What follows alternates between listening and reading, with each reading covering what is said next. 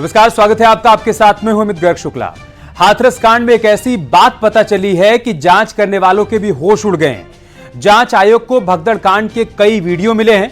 भगदड़ के पीछे खतरनाक छिड़काव की बात भी सामने आई है। आश्रम में सुबह से लेकर आधी रात तक बाबा क्या करता था, उसके राजदार ने बहुत अंदर की बात उगल दी है।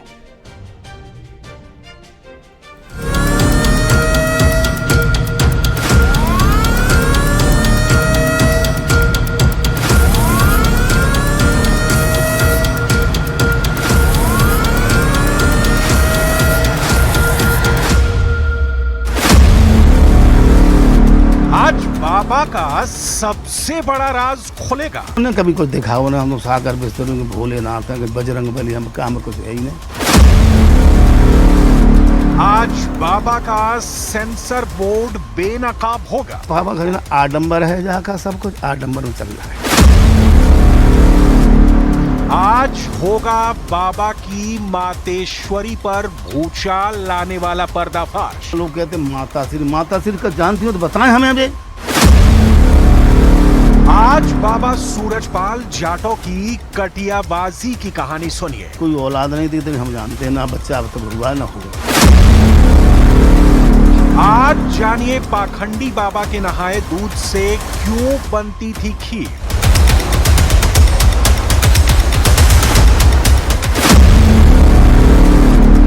आज पता चलेगा बाबा सूरजपाल ने 2 दिन तक क्यों रखी सड़ी लाश।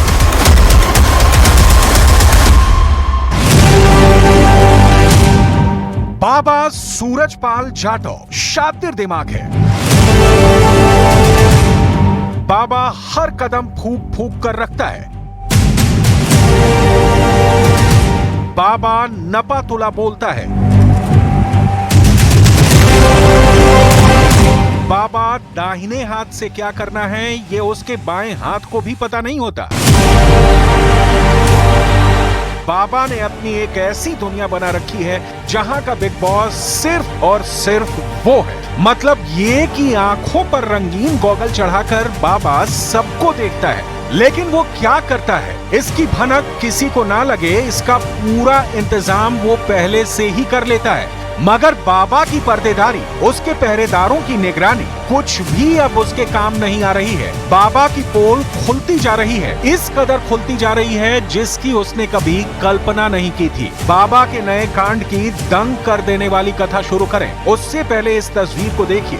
ये बाबा के आश्रम की इनसाइड सत्संग की तस्वीर बताई जाती है, जहां बाबा अपने असल अवतार में है। यहाँ बाबा के आसपास सिर्फ महिलाएं हैं। बाबा झूले पर विराजमान है। बाबा की वेशभूषा और रंगीन चश्मा भी बरकरार है। बाबा को पाखंडी मानने वाले लोगों का दावा है कि इसी तरह झूले पर बैठकर महिला भक्तों पर वो डोरे डालता था। बाबा के लेडीज स्पेशल सत्संग में किसी भी पुरुष भक्त की एंट्री की मनाही थी। ऐसे सत्संग की एक भी तस्वीर पब्लिक डोमेन में ना जाए, इसके लिए बाबा ने बाकायदा सेंसर बोर्ड बना रखा था। इस सेंसर बोर्ड की डिटेल आगे दिखाएंगे।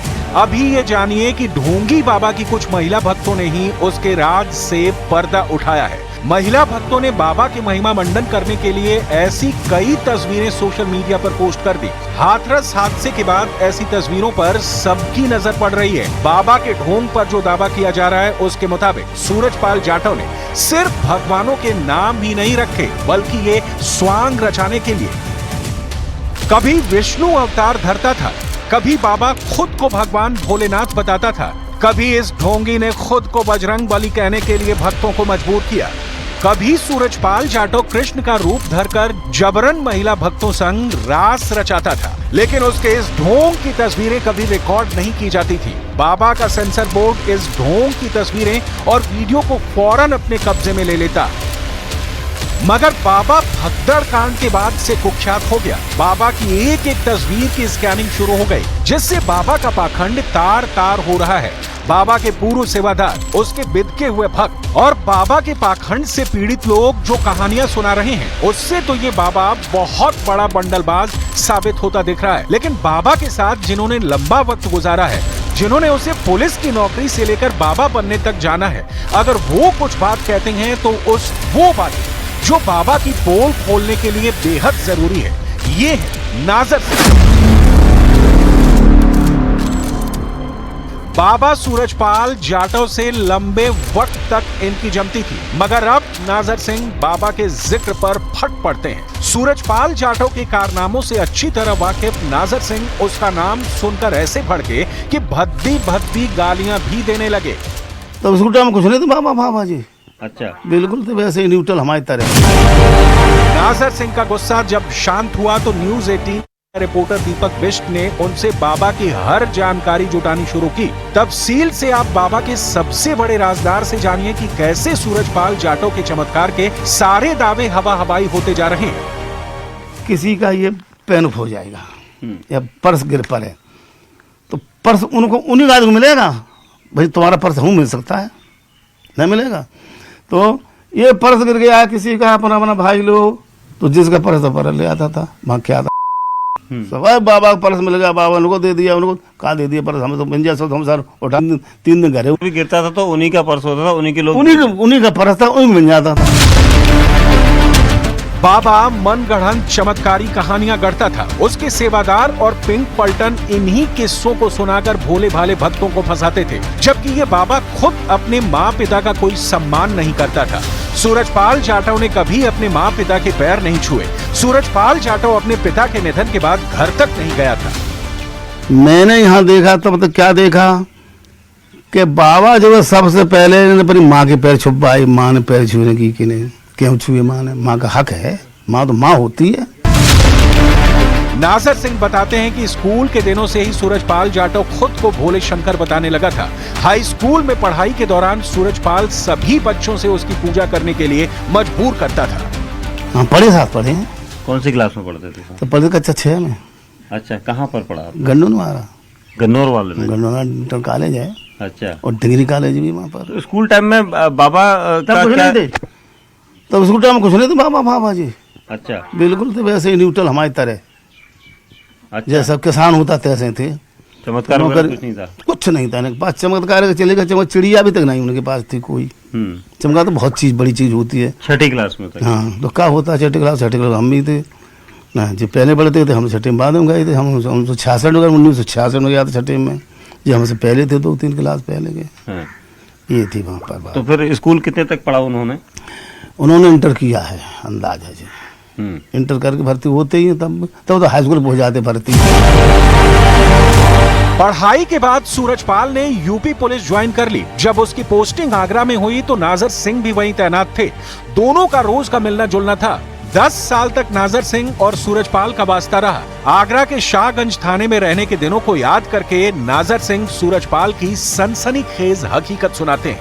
वहीं से उन्होंने रिजल्ट दे दी कि मैं तो साकार बिस्तरी हो गया हूँ। ऐसा कहा गया था? एक कहा, खुद कहते थे, हम सुनते थे ना, रहते थे तो हमें तो उन्हें कभी कुछ दिखाओ ना। हम तो साकार बिस्तरी के भोलेनाथ हैं, बजरंग बली, हम काम में कुछ है ही नहीं। सब बात बता रहा हूँ मैं उनको, जो अच्छा समझ दी। फिर जहाँ आता था मैं तो यहाँ भी पूछताछ करता था लोगों से क्या हो रहा है, देखो जो बताए ना, ये सभी औरतें लोहड़ियाँ नाचती थी यहाँ पे। साहब कह रहा हूँ, जो बाबा कह रहा है कर ले। लोहड़ियाँ नाचती थी, लोहड़ियों की सेवा करती, लोहड़ियों के बार फार काटती थी। यहीं की बात कर रहा हूँ, अंदर गए वो ताम है। बाबागिरी पूरी तरह चमकाने के लिए सूरजपाल ने पुलिस की नौकरी भी छोड़ दी। लोकल इंटेलिजेंस यूनिट से इस्तीफा देकर बाबा एक धुन भक्तों को बेचने लगा था। आप इतना बड़ा आश्रम आपके घर के पास में है, आप इतने सालों से उनके साथ नौकरी भी करे हुए हैं, पढ़े भी हैं, तो आप जाते हैं वहां पर चमत्कार? आज तक मैं तभी गया था जब सुना था, तभी रोनियों फोनियों नाचो करती तो गीत सुनो करते, जब अच्छी धुन बजी देखे हम, वो धुन सुनने जाप करते हम वहाँ पे पढ़ते थे हम। जाते थे आप धुन सुनने के लिए? जब पढ़ते थे? हाँ तब पढ़ नहीं ना, तब नौकरी करता था मैं। हाँ। तब धुन सुनी, हम धुन तो बहुत अच्छी बज रही, क्या बात, कहाँ के कलाकार यहाँ में आए हैं। अच्छा। कलाकार को भी लोनी आती भाई वहीं की। वक्त के साथ सूरजपाल जाटव का जलवा बढ़ने लगा। बाबा के पाखंड की दुकान की फ्रेंचाइजी शहर दर शहर खुलने लगी। तब सूरजपाल जाटव ने अपनी पत्नी को भी स्टेज पर बिठाना शुरू कर दिया। जबकि नाजर सिंह बताते हैं कि मातेश्वरी के नाम से पुकारी जाने वाली बाबा की पत्नी बेहद साधारण महिला है। बाबा की कोई औलाद भी नहीं, लेकिन बाबा अपने भक्तों से उन्हें माता श्री कहलाता है। आप तो इतने समय से जानते हैं बाबा को, बाबा की पारिवारिक जिंदगी के बारे में क्या है? उनकी पत्नी परिवार के बारे में साधारण जिंदगी उनकी ज्यादा नहीं थी। उनकी कोई औलाद नहीं थी, इतनी हम जानते हैं, ना बच्चा अब तक हुआ ना होगा। बाबा लोग कहते माता श्री का जानती हो तो बताएं हमें, अभी तुम क्या जानती हो? कौन है माता श्री? माता श्री पति नहीं, उसे लोग माता श्री कहता है। क्या नाम है उनका? वो नाम तो नहीं, क्या नाम अच्छा, नहीं। पहले से ही वही है पत्नी उनकी? पहले पति तो वही है उनकी, वही है, बच्चा कोई नहीं हुआ है। बाबा सूरजपाल ने ऐसा सब्ज-बाग दिखाया कि देखते ही देखते उसके भक्त लाखों में हो गए। सूरजपाल सीक्रेट रहकर अंधी आस्था का साम्राज्य खड़ा कर चुका था, लेकिन कोई भी बात लीक ना हो इसके लिए बाकायदा सेंसर बोर्ड बनाया। बाबा के सेंसर बोर्ड का चीफ कोई और नहीं, वही देव प्रकाश मधुकर बताया जा रहा है, जो हाथरस कांड का मुख्य आरोपी है। देव प्रकाश मधुकर के बाद इस बोर्ड में सबसे अहम जिम्मा बाबा की पिंक पलटन की होती थी, जो महिला भक्तों के बीच मौजूद रहती थी। बाबा के सेंसर बोर्ड में उसकी ब्लैक कमांडो फोर्स, जिन्हें गरुड़ कमांडो कहते हैं, उन्हें भी सब पर निगरानी रखनी होती थी। बाबा की नारायणी सेना भी सेंसरशिप में अहम रोल निभाती थी। बाबा आश्रम की चारदीवारी के भीतर क्या करता था, इसका पता किसी को ना लगे, इसके पुख्ता बंदोबस्त किए गए थे, लेकिन बाबा की तमाम कोशिशें बेकार साबित हो रही हैं। सूरजपाल जाटव की धाक जब जम गई थी, तब उसने सरकारी खजाने को भी जमकर चूना लगाया। आरोप लग रहे हैं कि बाबा के ज्यादातर आश्रम में बिजली चोरी करके इस्तेमाल की जाती है। राजस्थान के दौसा आश्रम में बाबा के कटियाबाज सेवादार चोरी से बिजली का इस्तेमाल करते पकड़े गए थे, तब बाबा के आश्रम का कनेक्शन भी काट दिया गया था। इसके बाद भी बाबा के सेवादारों ने बिजली चोरी करनी बंद नहीं की थी। दौसा आश्रम के आसपास की जमीन पर अवैध कब्जा करने के भी आरोप बाबा और उसके आश्रम पर लग चुके हैं। इतना सब होने के बाद भी बाबा को बचाने की कोशिशें जारी हैं। बाबा के वकील एपी सिंह हाथरस भगदड़ कांड में नई साजिश के दावे के साथ फिर से मैदान में उतर आए हैं। एपी सिंह का ये दावा बेहद सनसनीखेज और हैरत अंगेज है। सर, क्या कहना चाहेंगे? क्या आप बड़ा दावा आप कर रहे हैं ये बहुत इस घटना को लेकर? बड़ा दावा नहीं, ये गंभीर जांच का विषय है और उसके साथ दावा भी है। यहाँ पर महिलाओं की तरफ 14, 15, 16 के करीब लोग इस तरह से रहे थे, हट्टे कट्ठे थे, मजबूत थे, क्योंकि एक टीम बना के किया गया। क्योंकि इतनी अधिक मौतों को प्लान के साथ, एक को गिराना नहीं था, 2 को गिराना नहीं था, 4 को गिराना नहीं था, ये स्प्रे लेके, जहरीली पॉइजनिक स्प्रे लेके जो ऐसे करके किया गया था, जिससे इतनी जघन्य मौतें हुई हैं। किरण, ये बताइए कि बाबा के वकील की तरफ से कहा गया कि वहाँ पर स्प्रे किया जा रहा था, बेहोश हो जाएंगी महिलाएं और उसके बाद जो है वो गिरते पड़ती चली गई। नहीं सर, ये गलत है। वहाँ पर कोई स्प्रे करने वाला नहीं था। वहाँ पर सारे लोग अपने बचाने की कोशिश कर रहे थे, वहाँ कोई स्प्रे करने वाला नहीं था। हमने उनके नजदीक से देखा, जहाँ पर गड्ढे में लाश पड़ी थी, वहाँ से देखा, वहाँ पर कोई स्प्रे नहीं थी। एपी सिंह के दावे और दलीलों से अलग हाथरस कांड की जांच तेज हो चुकी है।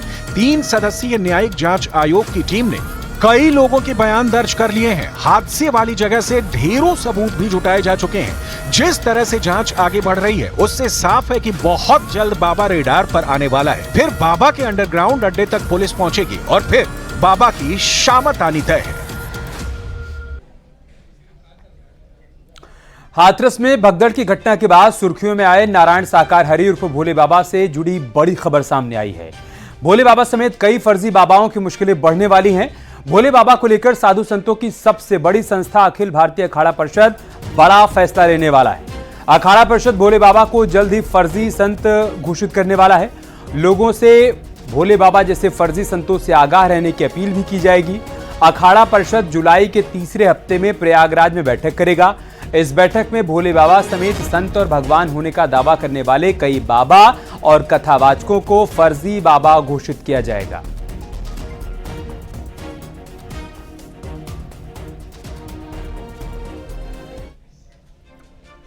साकार हरि बाबा की अपनी फौज है। हल्के गुलाबी रंग के पैंट शर्ट, इसके अलावा पुलिस बेल्ट, हाथ में लाठी और सीटी लेकर हजारों की संख्या में उनके स्वयंसेवक कार्यक्रम स्थल और सड़कों पर चप्पे चप्पे पर तैनात रहते हैं। एक नजर में देखने पर यह होमगार्ड जैसा कोई अनुशासित बल दिखाई देता है। बड़ी संख्या में महिला स्वयंसेवक भी तैनात रहती हैं। बाबा की सीक्रेट आर्मी पर एक रिपोर्ट आपको दिखाते हैं।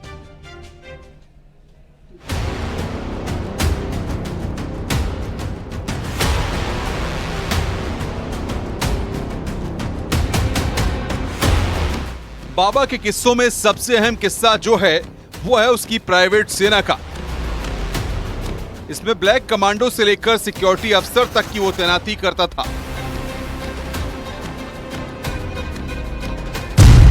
बाबा सूरजपाल की प्राइवेट आर्मी में नारायणी सेना, हरिवाहक और गरुड़ योद्धा नाम की 3 टुकड़ियां हैं। बताया जाता है कि नारायणी सेना के सुरक्षा गार्ड गुलाबी रंग की ड्रेस पहनते हैं, हरिवाहक दस्ते के सुरक्षा गार्ड भूरे रंग की ड्रेस पहनते हैं, जबकि गरुड़ सेना काली ड्रेस पहनती है। इन्हें ही ब्लैक कमांडो कहा जाता है। सबसे बाहरी सुरक्षा पिंक आर्मी करती है, फिर हरिवाहक दस्ता होता है। बाबा के सबसे करीब गरुड़ योद्धा यानी कि ब्लैक कमांडो रहते हैं। बाबा की नारायणी सेना यानी पिंक आर्मी में 5000 लोगों की तैनाती होती है। वहीं हरिवाहक सेना की टुकड़ी में 25 से 30 सिक्योरिटी अधिकारी होते हैं। इसके साथ ही गरुड़ योद्धा यानी ब्लैक कैट कमांडो की संख्या 100 होती है। जिस तरह से आर्मी में कई बटालियन बनाई जाती हैं, कई प्लाटून बनाई जाती हैं, इसी तरह से बाबा की सुरक्षा में भी प्लाटून बनाई जाती थी, जो कि उनकी सुरक्षा में आगे पीछे लगती थी। Black commando, Garud commando, Narayani Sena, ऐसे कई नामों से बाबा की सुरक्षा में तैनात जो लोग लगाए जाते थे, उनको ये कैडर दिया जाता था। अब हम आपको दिखाएंगे, ये एक पेपर है, इस पर साफ तौर से आप देख सकते हैं नारायण सरकार का नाम लिखा हुआ है सदा, और ये प्लाटून नंबर 1 है। प्लाटून नंबर 1 सेक्शन 1, इस पे इन सभी के नाम हैं जो बाबा की प्लाटून नंबर 1 में लगे हुए थे, और सेक्शन 1 है। ऐसी कई तरह से, और नीचे भी आप देख सकते हैं, इस पे साफ तौर से दिख रहा है प्लाटून नंबर 1 और सेक्शन 2। आप देख सकते हैं कि सेक्शन 1 में लगभग 11 लोग हैं। 11 लोगों का नाम, उनके पिता का नाम और उनका पता और उनके मोबाइल नंबर और सेवा, जहां उनकी सेवा लगी हुई है बाकायदा, उसमें साफ तौर से देख रहे हैं आपकी पूरा समीक्षा रिपोर्ट भी है। इसमें कुसुम देवी ने इस पूरे की समीक्षा की है और उसके बाद ये कागज तैयार किया गया है।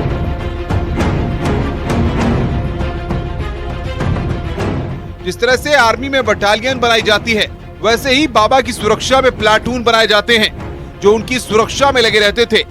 Black commando, Garud commando, Narayani Sena, ऐसे कई नामों से सुरक्षा में तैनात लोगों को कैडर दिया जाता था।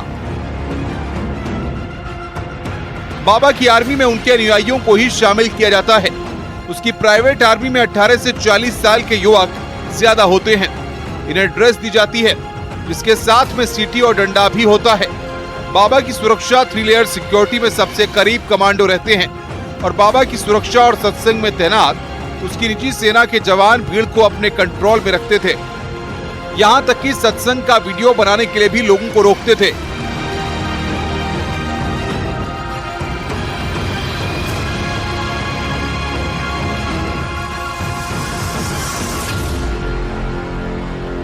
जैसे कि भगवान कृष्ण ने अपने हाथ में सुदर्शन चक्र उठाया था, ऐसे ही बाबा का ये एक लोगो है। आप साफ देख सकते हैं कि जिस पे पीछे लिखा हुआ है सुदर्शन चक्र, उंगली पर छपा हुआ है। ऐसे अहम कागज, अहम कार्ड यहाँ पर पड़े हुए हैं, आप देख सकते हैं। ये ताराचंद का कार्ड है, जो जिला मुख्य सेवादार हैं, जो बाबा की सुरक्षा में लगे हुए थे।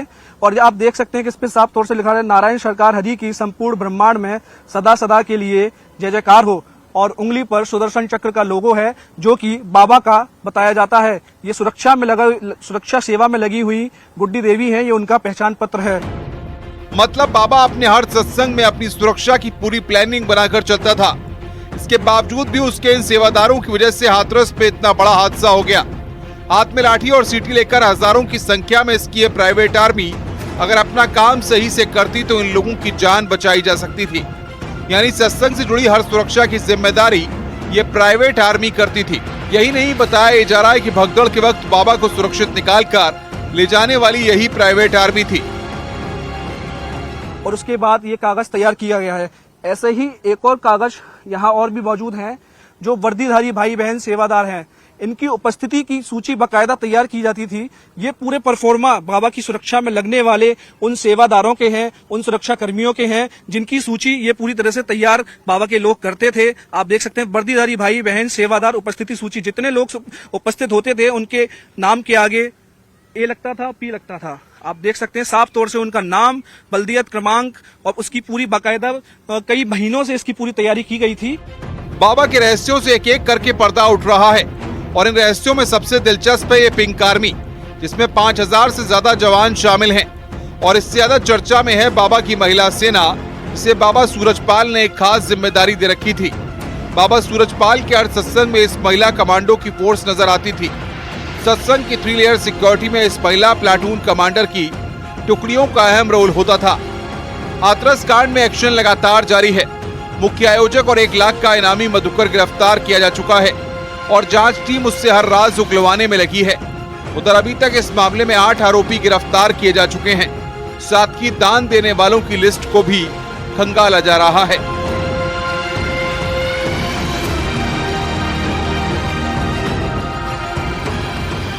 Bureau report, news 18।